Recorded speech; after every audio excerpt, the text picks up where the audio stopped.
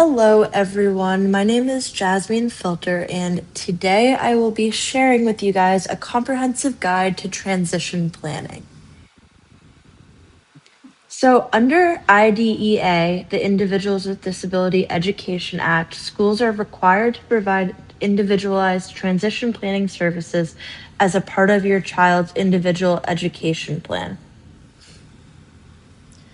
Transition planning is based on three main ideas. The first is that you need to start early and keep a student-centered approach. The second is you need to use evaluation results to make informed and realistic post-secondary goals. And the third is building real-world experiences across multiple disciplines to gain experience and skill set. So those are kind of the three main anchors that are going to guide our information session today. So starting early, when should the transition planning begin? Ideally, the process needs to begin early on in your child's career.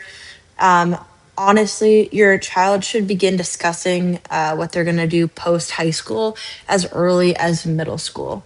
This process should not be starting any later than age 14, and that's as per the New Hampshire state law. So if you are tuning into this video from another state, you might need to check what their guidelines are.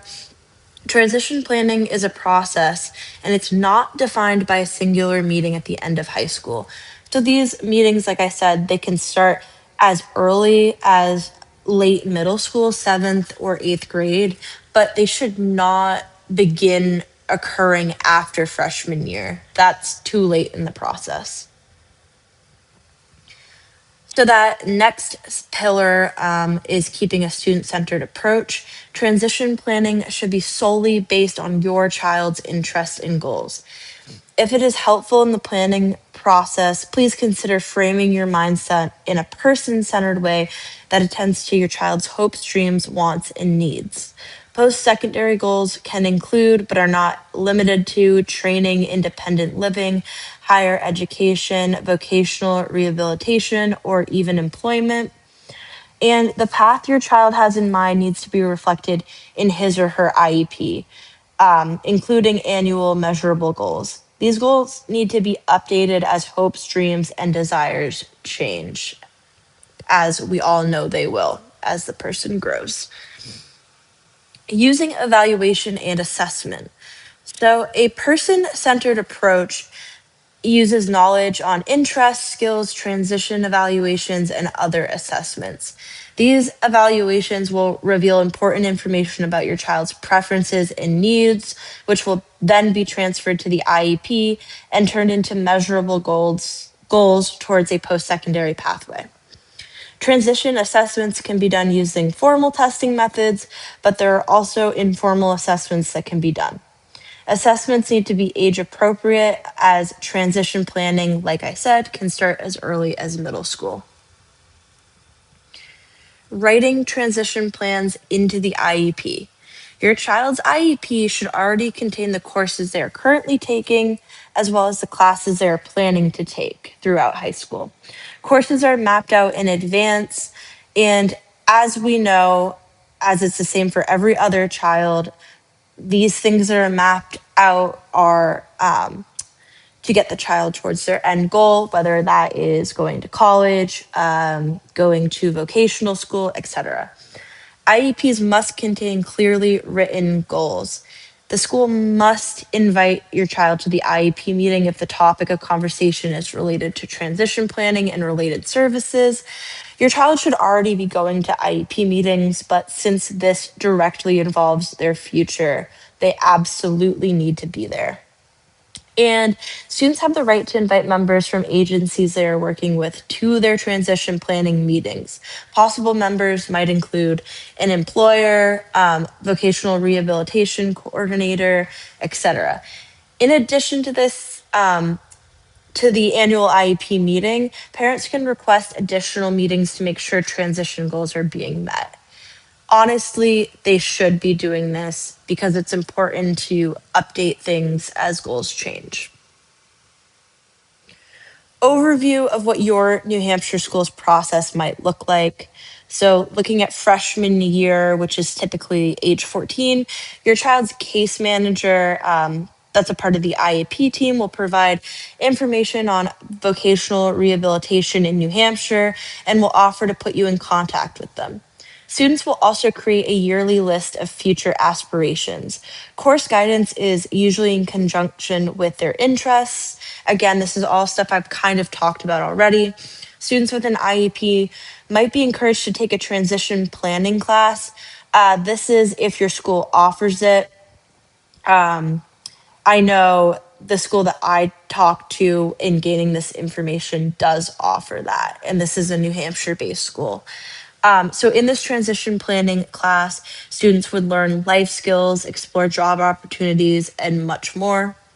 Students might also qualify for a life skills class that will introduce them to more specific skills that have to do with living on their own. So, thinking things like chores, cooking, working, general safety, among other things. And students qualify for this program from ages 14 to 22 years of age. So, thinking like freshmen to about 2 to 3 years after a typical student might age out of high school. Students might also qualify for something called Impact Academy. This opportunity gives students credits for job training opportunities. I will try to link that website with information in the kind of information section of this video. Building real world experience. Encourage your child to look for hands on experiences. Align high school courses towards future aspirations, for example, going to a technical center and learning a trade. Look for opportunities such as vocational rehabilitation, work based learning, community driven experience, and other partnerships that encourage real world experiences for your child. You might also want to look into adult based programs that assist with healthcare, transitioning, and decision making. So, thinking things like supported decision making from a parent, kind of from afar versus guardianship. And what does this all really mean? It means thinking early on about your child's goals, hopes, and needs, and begin that preparation early if independent living is something your child aspires to do. So, the Bureau of Vocational Rehabilitation is something that I have repeatedly brought up. So, their goal is to oh my gosh, excuse me, to transform the lives of Granite Staters with disabilities and help them prepare and obtain jobs. So, this is a great jumping off point for families and students to gain information surrounding for each future career aspirations and what that may look like for them. They have a lot of information on their website, and it's stated multiple times that they really want you to reach out. There are information sessions actually every Monday on Zoom from 6:30 to 7:30 p.m. There will be a link later in the video with the form to register for this opportunity. So, I did a little investigating on transition planning. I reached out to different stakeholders in New Hampshire to learn about their transition planning process. As a parent, it's really important to reach out to others. Educators are in the business to support you, so it's imperative to reach out to local and state agencies to educate yourself to best support your child. Um, of course, it goes without saying that your school or local agency should be providing you with all of this information. You shouldn't have to ask, but I'm sort of going to give you a template in case all else fails and you need to be the one to reach out. So here is the email that I sent stakeholders. I'm going to kind of pause here so you can read it. I'm not going to read it out loud for you. And here is an email template that you could send requesting information on the process. Please feel free to pause the video again, like we did on the last email. I'm not going to read it out loud. So, a helpful tip: ChatGPT is a useful tool and it can help you reframe an email.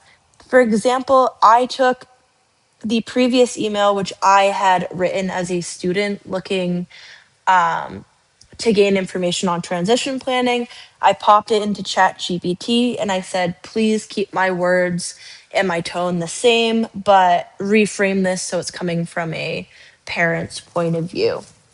And it gave me this template. So just remember, you have resources to help you with this stuff, even if it's just making sure that your information is concise and easy to read.